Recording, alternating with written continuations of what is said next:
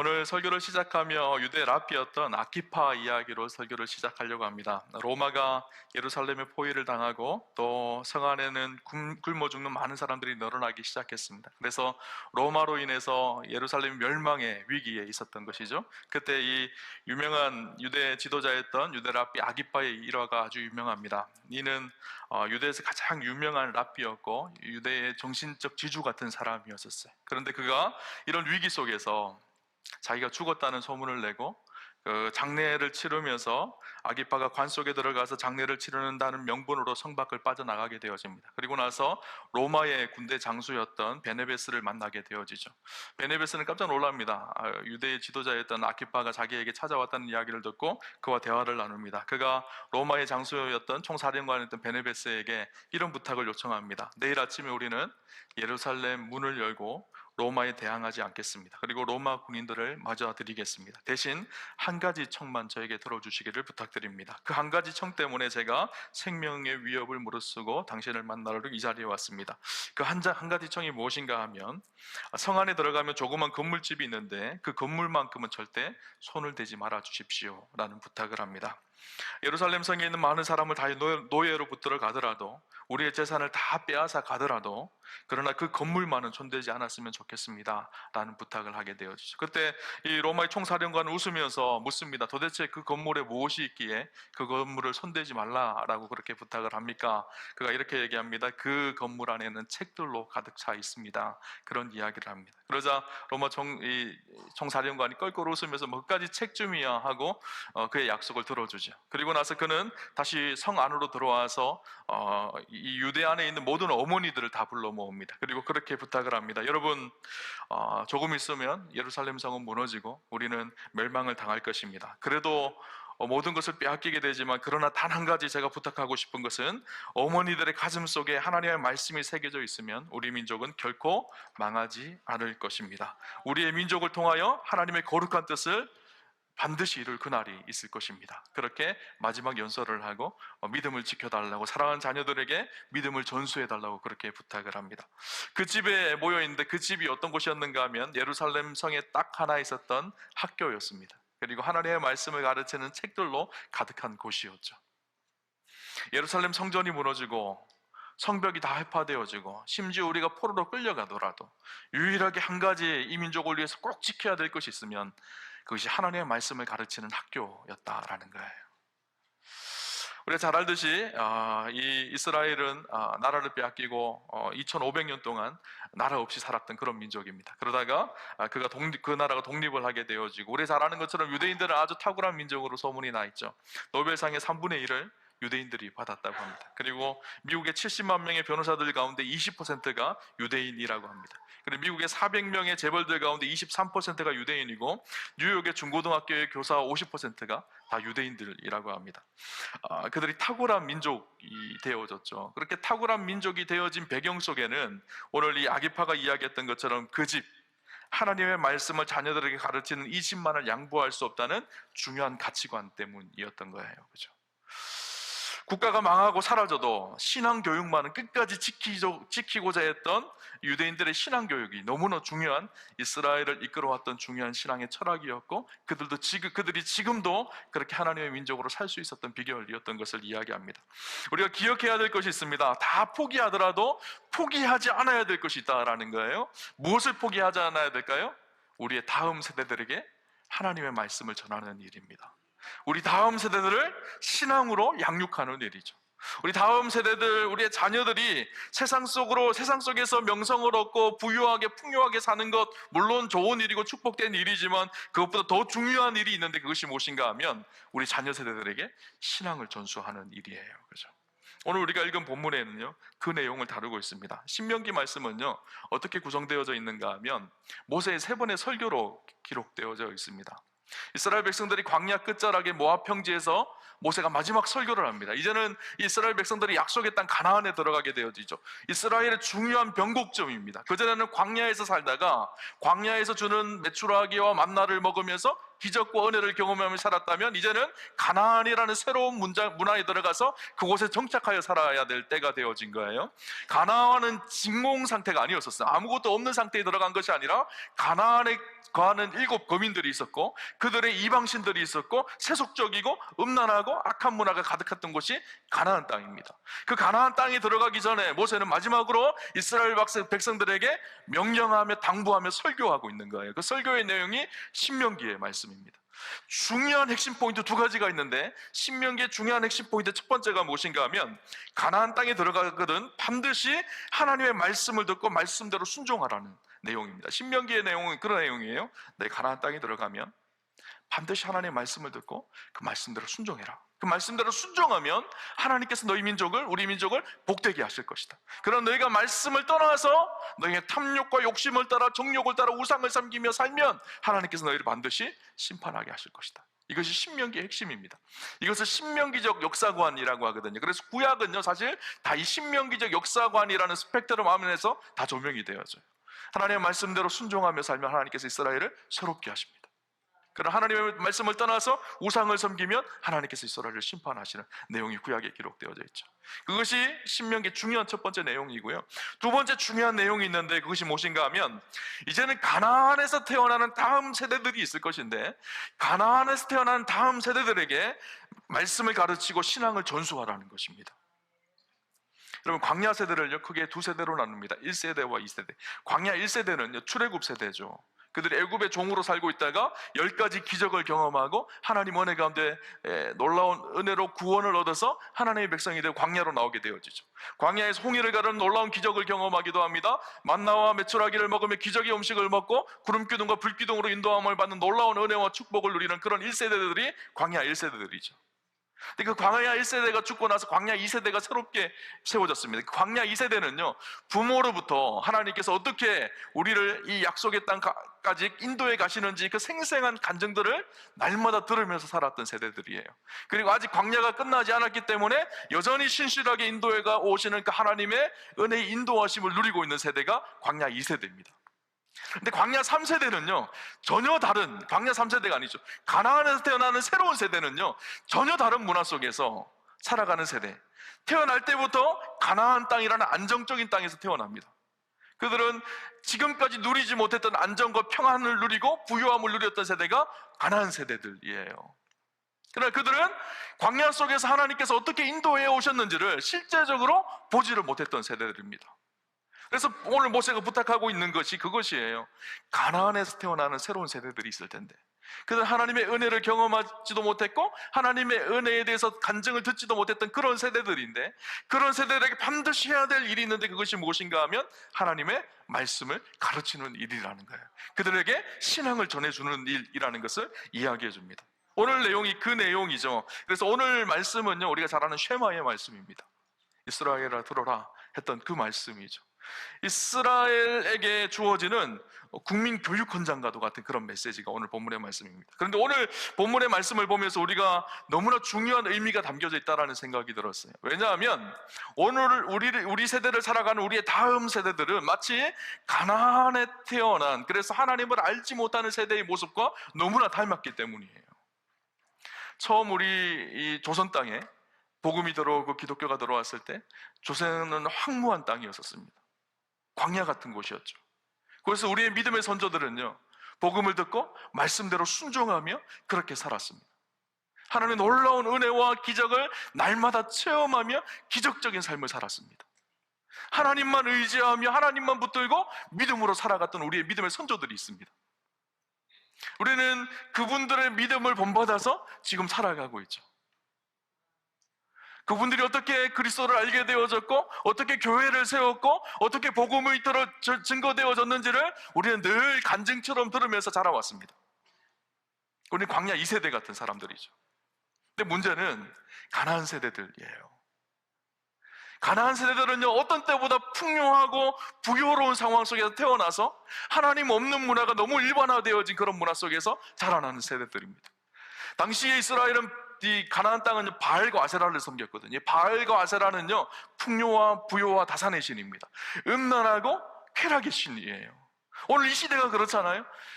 부요하고 풍요함이 하나님인 것처럼 섬기는 시대, 쾌락과 정욕과 욕심을 쫓아서 살아가는 그런 세대, 우리의 자녀들은 지금 그런 세대 속에서 태어나고 자라고 있습니다. 가나안 세대 같은 세대들이죠. 그 자녀들에게 우리가 어떻게 신앙으로 양육해야 될지, 말씀으로 그 사람들을 우리 자녀들을 세워갈 수 있을지 깊이 고민을 해야 합니다. 오늘 본문의 말씀은요, 바로 이 쉐마의 말씀인데 우리가 좀 함께 본문의 말씀을 좀 함께 나누면 좋겠다 생각이 듭니다. 오늘 1절 2절 말씀을 보면 이렇게 기록합니다. 이는 곧 너희 하나님 여호와께서 너희에게 가르치라고 명하신 명령과 규례와 법도라. 너희가 건너가서 차지할 땅에서 행할 것이니 곧 너와 내 아들과 내 자손들이 평생에 내 하나님 여호와를 경외하며 내가 너희에게 명한 그 모든 규례와 명령을 지키게 하기 위한 것이며 또 내 나를 장구하게 하기 위한 것이라. 너희가 가나안 땅에 들어가서 태어나게 될 너희의 자녀와 너희 손자들, 그들에게 하나님을 경외하며 하나님을 사랑하는 것을 끊임없이 가르치라는 거예요. 그래서 그들이 하나님부터 복을 받을 수 있도록 축복의 자녀들로 그들을 세워갈 것을 말합니다. 그렇게 세워가는 방법을 4절부터 쭉 이야기를 하는데, 4절 5절을 보면 이스라엘아 들어라, 우리 하나님 여호와는 오직 유일하신 여호와시니, 이렇게 얘기하죠. 이 말씀이 쉐마의 말씀인데요, 이스라엘아 들어라 이렇게 기록을 하고 있죠. 히브리어로는 쉐마 이스라엘 이렇게 돼 있어요. 쉐마라는 말이요, 들으라 라는 말이거든요. 무슨 말씀을 들어야 되는가 하면, 우리 하나님 여호와는 오직 유일한 여호와시니 너는 마음을 다하고 뜻을 다하고 힘을 다하여 내 하나님 여호와를 사랑하라. 구약의 율법 속에 가장 으뜸이 되는 계명입니다. 마음을 다하고 뜻을 다하고 힘을 다해서 내 하나님 여호와를 사랑하라. 그 하나님은 유일하신 하나님이다. 너희가 약속의 땅 가나안에 들어가면 수많은 이방신들이 있는데 그 이방신들이 진짜 신이 아니라 여호와 하나님, 그분이 진짜 하나님이시다. 그리고 그 하나님을 진심을 다해 사랑해라, 그렇게 부탁을 하고 있어요. 하나님 중심적인 믿음의 신앙 위에 굳건히 서라. 모든 율법의 어뜸이 되는 말씀이 내 하나님 여호와를 사랑하라 라는 말씀이죠. 그래서 우리가 잘 알듯이 신약의 율법사가 예수님께 묻습니다. 가장 중요한 계명이 무엇입니까? 물었을 때 예수님께서 내 하나님 여호와를 사랑하고 내 이웃을 내 몸과 같이 사랑하라, 그렇게 말씀하시죠. 가장 근본이 되는 이 말씀을 자녀들에게 가르치라는 거예요. 그런데 어떻게 가르칠까요? 6절부터 9절까지 그것을 이야기하는데요, 오늘 내가 내게 명하는 이 말씀을 너는 마음에 새기고 내 자녀에게 부지런히 가르치며 집에 앉았을 때에든지 길을 갈 때에든지 누워있을 때에든지 일어날 때에든지 이 말씀을 강론할 것이며 너는 또 그것을 내 손목에 메어 기호를 삼으며 내 미간에 붙여 표를 삼고 또 내 집 문설주와 바깥문에 기록할지니라. 어떻게 말하고 있죠? 먼저 마음에 새기고 자녀들에게 부지런히 가르치고 이 말씀을 강론하고 손목에 메어 기호로 삼고 미간에 붙여 표를 삼고 문설주에 붙여서 들어갈 때마다 나갈 때마다 그 말씀을 읽고 그 말씀대로 살 수 있도록 끊임없이 반복해서 계속해서 가르치라는 것을 이야기하고 있어요. 오늘 말씀, 이 쉐마의 말씀을 보면서 우리에게 주는 중요한 메시지가 있습니다. 그것이 무엇인가 하면, 첫 번째는 무엇인가 하면요, 신앙 전수의 장소가 어디라고 이야기하고 있죠? 우리 가정에 있다라고 이야기합니다. 우리는 교회 가서 신앙생활하고 교회 가서 예배드리면 된다, 그것을 신앙생활 다 한 것처럼 그렇게 생각을 합니다. 그런데 오늘 성경은 뭐라고 얘기하고 있죠? 2절에 너와 내 아들과 내 손자들이 평생에 내 하나님 여호와를 경외하며, 그 규모가 하나님께서 만드신 공동체의 최소단위 가정에서 시작되어진다라고 이야기하고 있어요. 7절에 보면 내 자녀에게 부지런히 가르쳐라. 누구죠? 누구의 의무일까요? 부모의 의무거든요. 부모에게, 내 자녀에게 부지런히 하나님의 말씀을 가르치라 라고 이야기하고 있어요. 오늘날의 교회 학교의 모형은요, 여러분 어디서 온 것인가 하면 사실은 가정에서 왔습니다. 가정에서 우리 자녀들을 신앙으로 양육하고 키워내야 되는데, 산업화 시대가 되어지다 보니까 부모들이 다 일하러 가서 자녀들이 신앙으로 양육되지 않는 거예요. 그러다 보니까 그 일들을 감당했던 것이 교회 학교라는 제도를 만든 거예요. 사실은 우리의 신앙, 우리의 자녀들을 신앙으로 세워가는 가장 첫 번째 장소는요, 우리의 가정입니다. 근데 우리는 늘 우리의 자녀들 교회에 보내서 주일 예배 드리면 신앙생활 해야 될 일들을 다 했다고 생각을 합니다. 교회에서 예배 드리는 것이 안 중요하다는 것이 아니에요. 정말 중요하죠. 근데 그 자녀들이 신앙으로 세워질 수 있는 것은 교회에서 1시간 예배 드렸다고 해서 그 아이들이 신앙 위에 굳건하게 세워지는 것이 절대 아닙니다. 하루가 24시간이잖아요. 일주일이 몇 시간일까요? 168시간이잖아요. 168시간 1시간 예배 드리는 거예요. 근데 그 예배는 제대로 드릴까요? 장난치고 시끄럽게 떠들고 늦게 오고 온전한 예배를 드리지 않아요? 근데 그 아이들이 교회에 왔다고 해서 무조건 다 신앙 안에서 건강하게 잘 자랄 거라고 생각을 하신다면 엄청난 착각이에요. 우리 자녀들을 키워야 될 신앙의 근본 장소는 어딘가 하면요, 우리의 가정입니다. 근데 중요한 것은 오늘날 우리가 우리의 자녀들을 키우면서 신앙이 자라고 믿음으로 살아가는 것에 대해서는 별로 관심이 없다라는 거예요. 신앙 설교를 준비하면서 어느 한 목사님의 간증 이야기가 생각이 났어요. 이 목사님이 아버지가 시골에서 목회를 하셨던 목사님이세요. 가난했었죠. 그러니까 아버지 집안이 가난하니까 과외를 받거나 공부를 할 수 있는 그런 형편이 안 되었었어요. 그런데 당시 어떤 일이 있었는가 하면 교육부에서 학교 수업 외에 과외를 막는 것을 정책으로 세웠습니다. 이 아이들에게 학교 선생님이 그렇게 부탁을, 주일이죠, 일요일날 너희가 학원에 가서 수능 모의고사를 보고 그 성적표를 내라고 합니다. 그 아이가 힘든 거예요. 왜냐하면 주일날 아버지한테 얘기하면 분명히 시험 보러 가는 것을 허락하지 않을 것 같기 때문에. 그래서 이 아이가 거짓말을 합니다. 거짓말을 해서 옆 교회에 아주 중요한 행사가 있는데 내가 그것을 돕기 위해서 주일날 간다라고 이야기를 하고 학원에 가서 수능 모의고사 시험을 봤어요. 근데 시험을 너무 잘 본 거예요. 공부를 굉장히 잘하는 친구였던 것 같아요.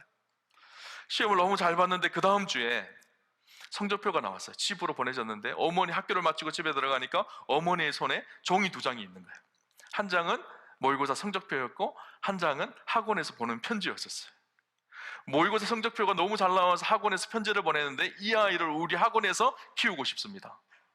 전액 장학금을 주고 이 아이에게 공부할 수 있도록 주일마다 학원에 보내주십시오. 그런 편지가 온 거예요. 그러니까 이 아들이요, 너무 기뻤어요.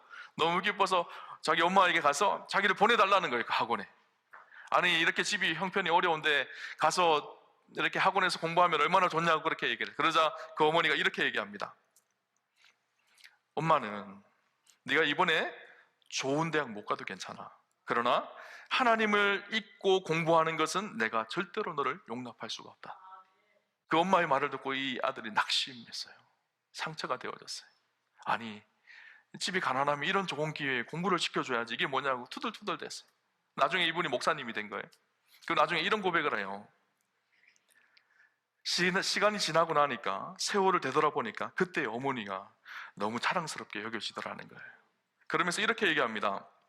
너무나 좋은 시대를 사는 저는 저희 자녀들에게 마음만 먹으면 학원도 보내줄 수 있고 좋은 것도 해줄 수 있습니다. 그러나 저는 저희 어머니처럼 그렇게 자녀들을 신앙으로 키우고 있나라고 물어보면 사실 자신이 없습니다. 신앙으로 저를 키우셨던 어머니의 하나님을 경외하는 마음이 지금 제 안에 너무너무 필요한 것 같습니다. 여러분, 우리 너무나 좋은 시대에 살고 있습니다. 우리 자녀들 할 수만 있어요. 뭐든지 다 해줄 수 있는 그런 시대에 살고 있죠. 그러나 진짜 가장 중요한 것이 있죠. 우리 자녀들을 믿음의 사람으로 키워내는 일이에요. 하나님의 사람으로 자녀들을 양육하는 일이죠. 가나안 같은 세상 속에서 우리의 자녀들을 어떻게 지킬 수 있을까요? 우리 힘으로 지켜지던가요? 아니요. 말씀이 저들의 인생을 지켜야 됩니다. 하나님의 선한 손이 저들의 인생을 붙들어야 되죠. 어렸을 때부터 말씀으로, 신앙으로 우리의 자녀들을 세워가야 돼요. 오늘 우리의 자녀들을 신앙으로 양육할 때 정말 중요한 한 가지가 있습니다. 무엇인가 하면 신앙생활을 의무로 하는 것이 아니라 부모가 삶으로 보여주는 가르침으로 해야 된다라는 거예요. 오늘 성경을 보면요, 7절에 이렇게 얘기합니다. 자녀에게 부지런히 가르치며 집에 앉았을 때이든지 길을 갈 때이든지 그렇게 하라는 거예요. 자녀들에게 부지런히 가르치다라는 말이 영어 성경으로 보니까 이렇게 돼 있습니다. Impress them on your children, 이렇게 돼 있어요. impress라는 단어로 돼 있어요. impress라는 단어는 의미가 무엇인가 하면 새기다, 각인시키다라는 말이 있고 감동하게 하다, 이런 말이 있어요. 그러니까 자녀들을요, 그냥 우리가 강조하고 강요해서 되는 것이 아니라 그들의 마음이 임프레스 되도록, 감동이 되어지고 마음에 새겨질 수 있도록 해라는 거예요. 자녀들의 마음에 어떻게 감동을 줄 수가 있을까요? 여러분, 요즘에는요, 저희 때만 해도 초등학교를 다닐 때 다 주입식 교육이었거든요. 그래서 무조건 외우라 그러는 걸 열심히 외우고 그렇게 살면 되어졌어요. 그것이 공부 잘하는 것이었었어요. 근데 요즘에는요, 절대 주입식으로 교육하지 않습니다. 그 이유와 근원에 대해서 이야기를 하고 설명을 해줘야지 애들이 움직여요. 교회도 마찬가지입니다. 예전에는 믿어, 주일날 교회 가. 그러면요, 그 말에 순종하고 믿고 교회 가면 됐어요. 근데 요즘에는 믿어. 그러면 왜 믿어요? 수련회 가야지. 그러면 수련회 가기 싫은데요. 마음의 임프레스가 안 되면, 감동이 안 되면요, 움직이지 않는 세대가 되어졌어요. 아이들에게 성경 읽어. 그러면 성경 읽는 것이요, 별로 도전이 안 돼요. 예전에 저는 저희 어머니가 성경 읽어 그러면요, 꾸역꾸역 앉아서 억지로 앉아서 성경을 읽었거든요. 근데 요즘에 성경 읽어 그러면요, 안 읽어요. 아빠나 잘해요. 그래요. 성경의 임프레스, 그들의 마음에 감동을 줄 수 있는 방법 한 가지가 있습니다. 무엇인가 하면요, 부모가 삶으로 신앙인의 모습을 바로 보여주기 시작할 때, 그것이 아이들한테 감동이 되고 도전이 되는 거예요. 강요해서 주입해서 되는 시대가 아니라 아이들에게 믿음으로 살아가는 것이 이런 것이다, 삶으로 보여지기 시작할 때, 그것이 가르치는 것이 되어져서 아이들의 마음에 감동이 되고 움직여지게 하는 거예요. 그죠? 이 방법을 가장 잘 사용했던 분이 누굴까요? 예수님이시거든요. 당시 유대 지도자들, 바리새인들은 어떻게 했죠? 율법을 지켜, 안 지키면 정죄하고 판단하고 그랬습니다. 그리고 자기들도 율법을 지키지 않으면서 율법 지키지 않는 사람들을 판단하고 정죄하는 일에 앞장섰어요. 그러니까 아무도 그들을 따르지 않습니다. 예수님 어떻게 하셨죠? 사랑하라고 할 때 기꺼이 자기를 쏟아놓고 사랑하셨어요. 삶으로 보여주셨어요. 그 하이라이트가 십자가예요. 십자가에 자기를 희생하고 포기하고 자기를 다 내어놓기 시작하니까 그 사랑을 아는 사람, 그분을 만난 사람들은 마음에 임프레스가 되는 거예요. 감동이 되기 시작하는 거예요. 그분을 따르기 시작하는 거죠. 여러분, 우리 자녀들을요, 바른 신앙으로 인도할 수 있는 비결은 간단합니다. 부모가 먼저 좋은 신앙으로 좋은 모델이 돼야 돼요. 그렇지 않으면요, 우리 자녀 세대는 절대로 움직이지 않는 세대입니다. 엄마나 잘하세요, 아빠나 잘하세요, 겉으로는 표현 못해도 마음속으로 이렇게 생각하는 세대들이에요. 그죠? 여러분, 우리를 가장 잘 보고 있는 사람들이 누군지 아세요?